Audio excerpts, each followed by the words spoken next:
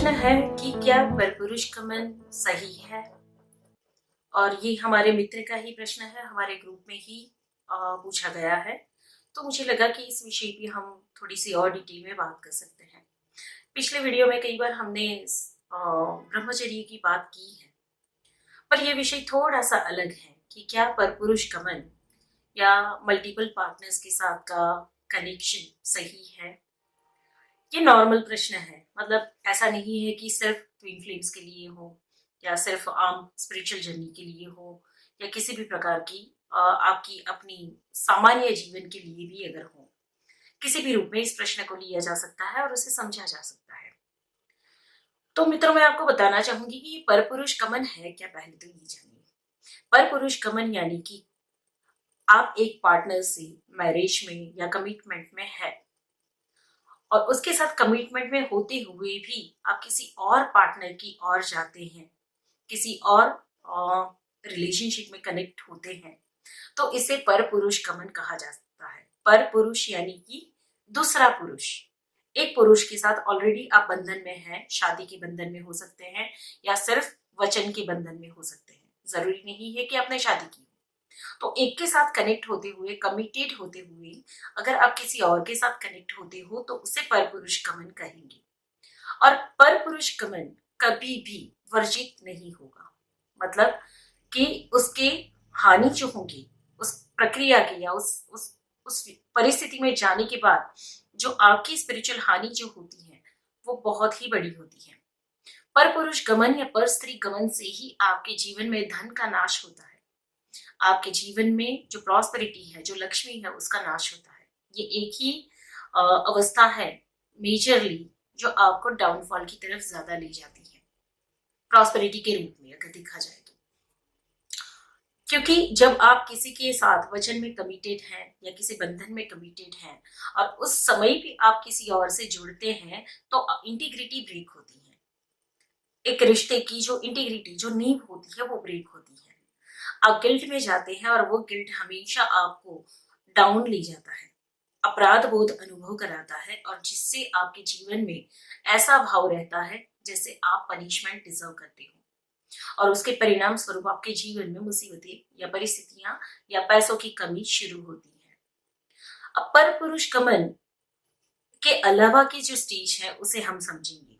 तो दूसरी स्टेज ये होती है कि आपके जीवन में मल्टीपल पार्टनरशिप्स आना, यानी कि एक साथी के साथ है, कुछ समय के बाद आप उससे आगे बढ़ जाते हैं या वो आपको छोड़ के आगे बढ़ जाता है, फिर आपके जीवन में कोई और पार्टनर आता है और इस तरीके से लगातार आप एक के बाद एक के बाद एक पार्टनरशिप में आते जाते हैं।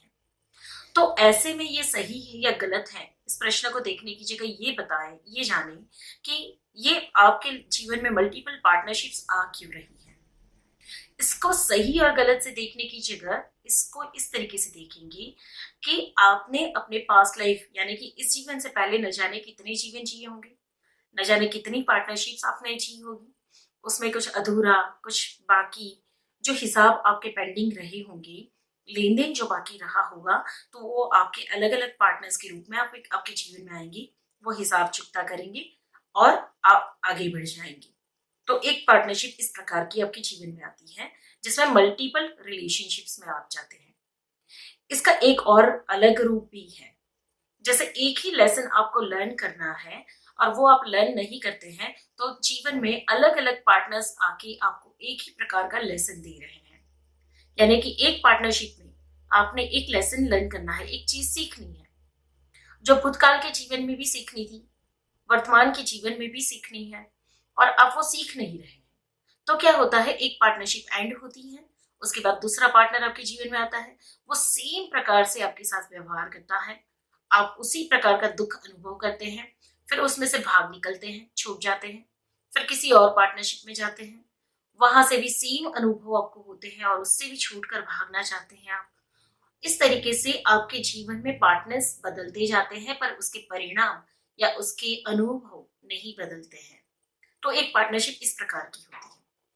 अभी तक मैंने 3 पार्टनरशिप आपको एक्सप्लेन की है। एक है कि आप एक रिश्ते में कमिटेड है और किसी और के पास जा रहे हो, तो यहाँ पे आप कर्मा बांध रहे हो, आपकी इंटीग्रिटी ब्रेक हो रही है और आपके जीवन में प्रॉस्पेरिटी घटेगी, आप पनिशमेंट चाहेंगे, इम्बैलेंस फील करेंगे। कुछ अपराध बोध अनुभव करेंगे। ये पहली परिस्थिति। दूसरी परिस्थिति, आपके कर्म के फल के स्वरूप आपके जीवन में मल्टीपल पार्टनर्स आते जाते हैं, जिसमें आपके कर्म समाप्त हो रहे हैं और आपको आगे बढ़ने का एहसास होगा, जिसमें कोई अपराध बोध नहीं होगा। हाँ, आप रियलाइजेशन के मोड में जाएंगे कि मेरे जीवन में इतने पार्टनर्स क्यों आ रहे हैं या इतनी चीजें मेरे जीवन में क्यों बदल रही है, पर फिर भी आप आगे बढ़ते जाते हैं। आपके जीवन में आप बेहतर से बेहतर अनुभव करते जाते हो। तो कुछ कर्मा जो है पीछे के या कुछ हिसाब जो है वो कंप्लीट हो रहे हैं और आप फ्री होने का एहसास करते हैं। सेल्फ रियलाइजेशन में अगर ये दूसरी परिस्थिति में आप जाएंगे तो आपको क्लियर पता चलेगा कि आपने किसी से कुछ गलत नहीं किया, ना ही आपने किसी का कोई किसी की कोई हानि की है, किसी का बुरा सोचा है, पर बस वो रिश्ता ही नहीं टिका। तो यहाँ पे आपको समझना है कि वो रिश्ता आपके लिए नहीं था।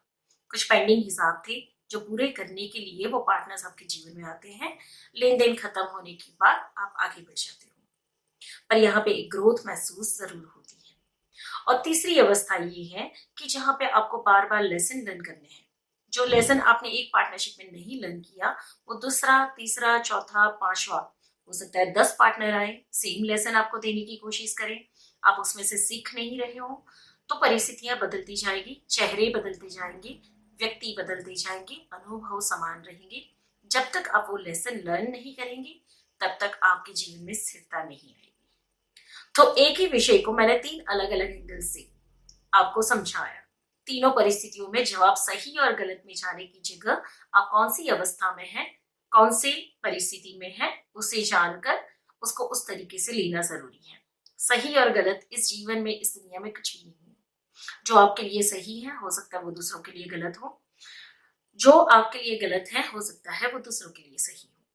तो कर्मा या हमारे जीवन के अनुभव, हम सही और गलत में ना जाकर हम कौन सी अवस्था में हैं इसे जानना शुरू करेंगे और इससे हम आगे